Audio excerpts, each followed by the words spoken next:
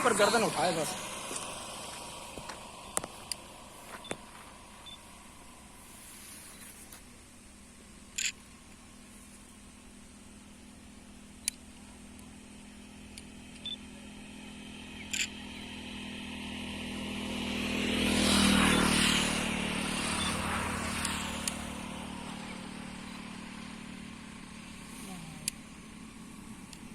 तो सारस ने पेट भर दिया। अभी ये और ये इससे बड़े हैं, ये वाले 3 है। हाँ उसका बच्चा भी है।